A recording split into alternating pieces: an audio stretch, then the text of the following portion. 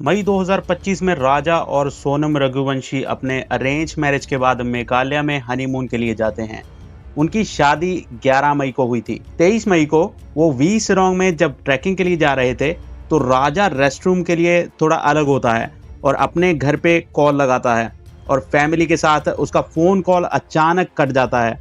फिर शाम को होम स्टे से चेकआउट के बाद राजा और सोनम दोनों गायब हो जाते हैं और उनका गोल्ड का ज्वेलरी और कैश सब चोरी हो जाता है। इसके बाद जब इस केस में पुलिस ने इन्वेस्टिगेशन की तो कई शॉकिंग बातें सामने आई। द डार्क फाइल्स के आज के एपिसोड में आपका स्वागत है और आज हम राजा रघुवंशी मर्डर केस की फाइल खोलेंगे। एक अरेंज मैरिज जो उम्मीद से शुरू हुई और ट्रेजेडी में खत्म। चलिए इस कहानी को शुरुआत से देखते हैं और फिर हम बात करेंगे इसकी इन्वेस्टिगेशन में आने वाले सारे ट्विस्ट के बारे में। मैं हूँ दूल्हे की बहन। मैं हूँ दूल्हे की भाभी। मैं हूँ दूल्हे की मामी। मैं हूँ दूल्हे की मौसी। और ये है दूल्हा। अक्टूबर 2024 में इंदौर मध्य प्रदेश में दो परिवार नए रिश्ते के लिए मिलते हैं। 29 साल का राजा रघुवंशी एक ट्रांसपोर्ट बिजनेस फैमिली से था जो स्कूल्स वगैरह को ट्रांसपोर्ट प्रोवाइड करते थे। 24 साल की सोनम रघुवंशी एक फर्नीचर बिजनेस वाले परिवार से थी जिनका प्लाईवुड का काम था।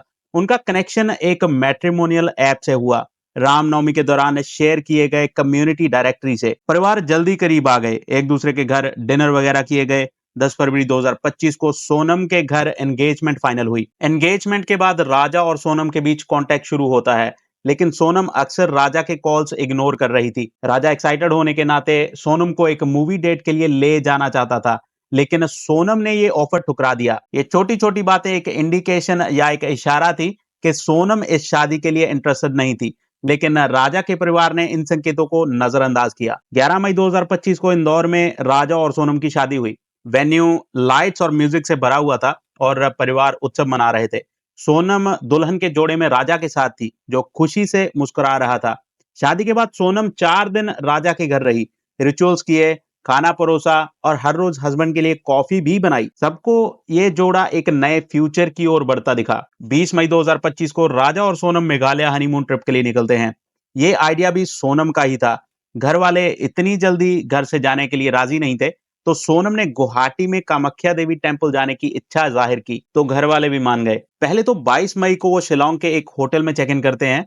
फिर 23 मई को वो ट्रैकिंग के लिए निकलते हैं। दोपहर में ट्रैकिंग के दौरान राजा रेस्टरूम के लिए अलग हुआ और अपनी फैमिली को उसने कॉल लगाया। फैमिली के साथ जब वो बात कर रहा था तो नेटवर्क इशू के चलते फोन अचानक कट गया, जिससे घर वालों को चिंता होने लगी। शाम तक शिप्रा होम स्टे से चेकआउट के बाद राजा और सोनम दोनों गायब थे। घर वाले उनको कांटेक्ट करने की कोशिश कर रहे थे, लेकिन कोई कांटेक्ट नहीं हो पा रहा था। उनके गायब होने की खबर ने घर वालों की खुशी को डर में बदल दिया। फिर कई दिन तक परिवार और पुलिस मेघालय के जंगलों में तलाश करते रहते हैं। 2 जून 2025 को राजा की बॉडी एक झरने के पास एक खाई में मिलती है, जिसपे तीखे हथियार, शायद खपरा या धाव के जख्म थे। उसका गोल्ड ज्वेलरी जो एक रिंग और एक चेन उसने पहनी थी, उसके साथ उसका कैश भी गायब था। सोनम अभी भी मिसिंग थी, जिससे लोग सोचने लगे कि वो भी शायद इस इंसिडेंट की विक्टिम थी। पुलिस ने तलाश तेज की, इस केस में क्लूज ढूंढे जो अब तक सिंपल गायब होने से ज्यादा गंभीर लग रहा था। राजा का परिवार दुख में था, सोनम के बारे में जवाब मांग रहा था। 2 जून 2025 को राजा की बॉडी के मिलने के बाद मेघालय पुलिस ने वी सिरोंग फॉल्स की तलाशी ली। एक मशेटे या खपरा वहां से मिला जो मर्डर वेपन माना गया। और फिर एक लोकल गाइड एल्बर्ट ने बताया कि उसने 23 मई को 3 हिंदी बोलने वाले आदमियों को उस कपल के साथ देखा था, जिससे शक हुआ कि ये 3 लोग वही हो सकते हैं जिन्होंने राजा का कत्ल किया। पुलिस ने 22 मई का शिलोंग होटल का सीसीटीवी फुटेज देखा, जिसमें सोनम फोन पर बात करती दिखी। शायद वो किसी को अपनी लोकेशन बता रही थी या फिर किसी से प्लान डिस्कस कर रही थी। फिर इन्वेस्टिगेशन इंदौर पहुंची, जहां एक रेंटेड फ्लैट में मर्डर के वक्त पहने गए कपड़े मिले जो सोनम ने पहने थे, जो ये बताते थे कि सोनम वहां 25 से 8 जून तक रही थी। फिर वहां से 8 जून को सोनम उत्तर प्रदेश के गाजीपुर के एक रोड साइड ढाबे पर मिली, जहां उसने ढाबा ओनर के फोन से अपने भाई गोविंद को कॉल किया था। इसके बाद वो नंदगंज पुलिस स्टेशन पहुंची और बताया कि उसका अपहरण हुआ था और उसे ड्रग्स दिए गए थे। पुलिस को उसकी कहानी पर शक हुआ क्योंकि सोनम के पास कोई साफ जवाब नहीं था कि वो शिलोंग से इतनी दूर गाजीपुर कैसे पहुंची। उसकी कहानी में कॉन्ट्राडिक्शंस थे, जैसे कि अपहरण के बाद बिना किसी मदद के इतना लंबा रास्ता उसने कैसे तय किया। इधर से आई, इधर से इधर से। अच्छा, पहले इंटेरोगेशन में पुलिस ने फिर उससे अपने तरीके से पूछताछ की और उसे कस्टडी में लेकर राजा के मर्डर केस में उसकी इन्वॉल्वमेंट की जांच शुरू कर दी। सोनम ने कन्फेस किया कि उसने राजा के मर्डर की प्लानिंग की। उसने कहा कि उसकी शादी जबरदस्ती से हुई थी। पुलिस ने 3 और लोग, विशाल सिंह चौहान, आकाश राजपूत और आनंद कुर्मी को उत्तर प्रदेश और मध्य प्रदेश से अरेस्ट किया। फिर राज कुशवाहा, सोनम के फैमिली बिजनेस का अकाउंटेंट, उसको पकड़ा गया। फिर सबने एक शॉकिंग प्लॉट का खुलासा करना शुरू कर दिया। कस्टडी में पुलिस ने सख्ती से पूछताछ के बाद एक प्लान्ड मर्डर का खुलासा किया। सोनम और राज कुशवाहा, जो सोनम के घर के फर्नीचर बिजनेस में अकाउंटेंट था, उनका एक सीक्रेट अफेयर चल रहा था। सोनम ने राज का नंबर अपने फोन में संजय वर्मा नाम से सेव किया था ताकि उनका रिश्ता छुपा रहे। मीडिया के जरिए एक और भी बात सामने आई कि एंगेजमेंट से पहले, यानी फरवरी 2025 से पहले, सोनम ने अपनी मां को वार्न किया था कि वो सिर्फ राज से शादी करना चाहती थी और उसने धमकी दी थी कि अगर जबरदस्ती राजा से उसकी शादी करवाई गई तो इसके बुरे अंजाम होंगे। ये बात राजा के भाई विपिन ने भी मीडिया को बोली थी। मर्डर की प्लानिंग शादी से 11 दिन पहले यानी अप्रैल 2025 में शुरू हुई।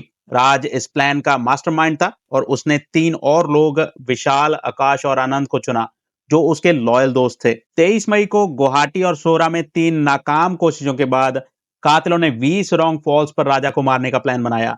इन प्रीवियस अटेम्प्ट्स में विशाल, आकाश और आनंद ने राजा को अकेला पकड़ने की कोशिश की, लेकिन भीड़ या सही मौके की कमी की वजह से वो नाकाम रहे। जब कातिलों को मौका मिला और उन्होंने राजा पे पहला वार किया तो वो खुद डर गए थे, लेकिन सोनम वहां पहुंचती है और किल हिम चिल्लाते हुए उनको राजा को मारने का इशारा करती है। तो कातिलों ने पहला वार राजा की गर्दन पे किया। उसके बाद उन्होंने उसके चेहरे पर काफी वार किए ताकि उसका चेहरा पहचानना मुश्किल हो जाए और सोनम ने किलर्स के साथ मिलकर राजा की बॉडी को खाई में फेंक दिया। इसके बाद सोनम बुर्का पहनकर मेघालय से भागने का प्लान बनाती है और 25 मई तक वो इंदौर पहुंच गई थी। इसके बाद पुलिस की इन्वेस्टिगेशन में एक और चीज सामने आती है कि शादी के जस्ट 5 दिन बाद, यानी 16 मई को, सोनम और राज कुशवाहा के बीच 6 घंटे तक फोन कॉल हुई थी जिसमें राजा के मर्डर का प्लान फाइनल किया गया था। और इसके बाद जब सोनम की सारी कॉल रिकॉर्ड्स देखी गई तो उसमें पुलिस ने टोटल 234 कॉल्स ऐसे ट्रेस किए जो सिर्फ सोनम और संजय वर्मा के बीच मार्च और अप्रैल 2025 तक हुए थे, जिसमें मर्डर की प्लानिंग की बातें थी। राज का नाम सोनम के फोन में संजय वर्मा के नाम से सेव था, जो हमने पहले ही डिस्कस कर चुके हैं। इसी इन्वेस्टिगेशन में फिर पुलिस को पता चलता है कि सोनम ने किलर्स को राजा का मर्डर करने के लिए पहले 4 लाख रुपए ऑफर किए थे, जो बाद में प्लान की जटिलता और सीक्रेसी की जरूरत की वजह से 20 लाख तक बढ़ गए। इस डील की पहली किस्त यानी कुछ लाख रुपए सोनम के कजन जितेंद्र रघुवंशी के अकाउंट से किलर्स को भेजे गए थे। इन्वेस्टिगेशन में यह भी सामने आया कि 23 मई को लगभग दोपहर के 2:15 पे राजा के सोशल मीडिया अकाउंट से एक पोस्ट किया गया था जिसमें लिखा गया था कि 7 जन्मों का साथ।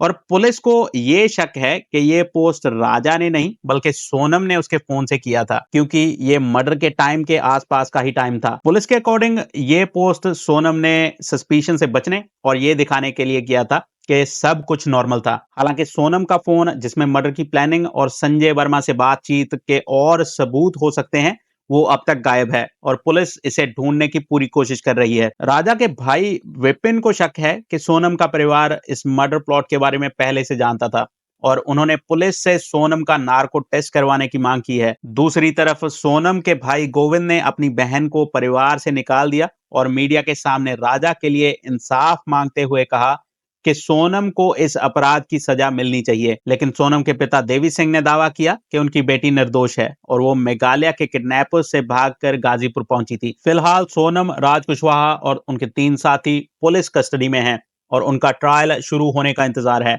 पुलिस अभी भी फाइनेंशियल मोटिव्स की जांच कर रही है, जैसे कि सोनम ने किलर्स को कितने पैसे दिए और संजय वर्मा के नाम से सेव फोन कॉल्स में क्या बातें हुई थी। तो गाइस, राजा रघुवंशी मर्डर केस की ये कहानी में आज के लिए इतना ही।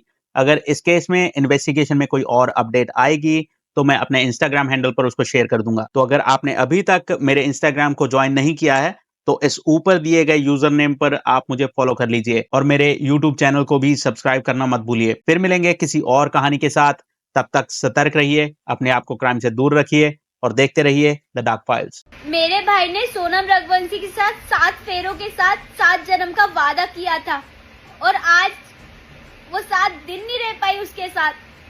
ऐसा क्या किया था मेरे भाई ने जो उसको मार डाला? अगर तेरे को नहीं पसंद था मेरा भाई, कोई और पसंद था तो भाग जाती, मारा क्यों उसको? किसी का भाई, किसी का बेटा क्यों छीना?